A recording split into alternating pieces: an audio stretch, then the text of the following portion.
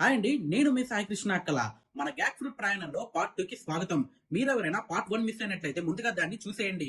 Link description లో ఉంది. Part 1 లో 7 గ్యాక్ ఫ్రూట్ విత్తనాలు నాటుకొని సమయానుసారం తగినంత నీటిని ఇస్తూ వీటిని చీకటి ప్రదేశంలో పెట్టడం జరిగింది. మనం యూజ్ చేసిన చిన్నపాటి ట్రిక్ వల్ల 2 వారాలలోనే ఇలాగా మొలకలు రావడం మొదలైపోయినాయి. 3వ వారానికి ఇలాగా 2 అడుగులకి పైగా పెరిగిపోయి ఇక 4వ వారానికి ఇలాగా తీగ ఎక్కడం మొదలు పెట్టాయి. కానీ చివరికి 7 విత్తనాలు నాటితే కేవలం 2 మొక్కలు మాత్రమే బతికినాయి. పార్ట్ 1 లో చెప్పినట్టు ఈ గ్యాక్ ఫ్రూట్ చెట్టుకి పండ్లు రావాలి అంటే ఖచ్చితంగా ఒక మగజాతి మొక్క మరియు ఒక ఆడజాతి మొక్క ఉండాల్సిందే. నేనైతే బ్రతికిన ఈ 2 మొక్కల్లో ఏ జాతి మొక్కలు ఉంటాయి అనే సందేహంతోనే నేను ఈ మొక్కలు నాటాను.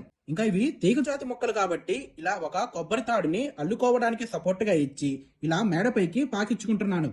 ఇక 5 నెలల తర్వాత చూసినట్టయితే మనం సపోర్ట్ కి ఇచ్చిన తాడు పూర్తిగా మాయమైపోయింది. ఈ తీగలు తాడుని బలంగా చుట్టుకొని పెరుగుతూ చెట్టు అల్లుకుపోయింది.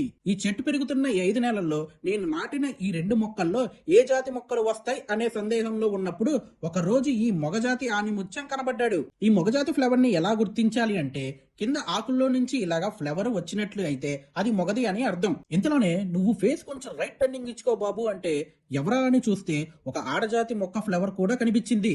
ఈ ఫిమేల్ ఫ్లవర్ ని ఎలా గుర్తించాలి అంటే ఫ్లవర్ కింద ఇలాగా చిన్న ఫ్రూట్ లాగా ఉంటుంది.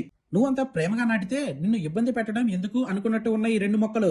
అందుకే ఒకటి ఆడజాతి మరియు మగజాతి మొక్కలు వచ్చి నన్ను సంతోషపరిచినాయి. ఈ గ్యాక్ ఫ్రూట్ చెట్టుకి పండ్లు రావాలి అంటే హ్యాండ్ పాలినేషన్ అనేది ఖచ్చితంగా చేయాలి. దీనికోసం ఒక తాజా మగ పువ్వుని తీసుకొని దానికి చుట్టూ ఉన్న రేకులన్నీ జాగ్రత్తగా తీసేయాలి. ఇలా మధ్యలో కనిపిస్తున్న ఎరుపు పసుపు రంగులో ఉన్న పాలిన్ ని ఆడజాతి ఫ్లవర్ కి ట్రాన్స్ఫర్ చేయాలి. దీనినే పాలినేషన్ అంటాం. సహజంగా ఈ ప్రక్రియని మిగతా చెట్లకి కీటకాలు లేదా గాలి ద్వారా జరుగుతుంది. కానీ ఈ గ్యాక్ ఫ్రూట్ కి ఇలా హ్యాండ్ పాలినేషన్ చేయడం అనేది తప్పనిసరి. ఇలా పాలినేషన్ చేయగానే ఆడ పువ్వు కింద ఉన్న చిన్న పండు క్రమంగా పెరిగి పెద్ద పండుగా తయారవుతుంది.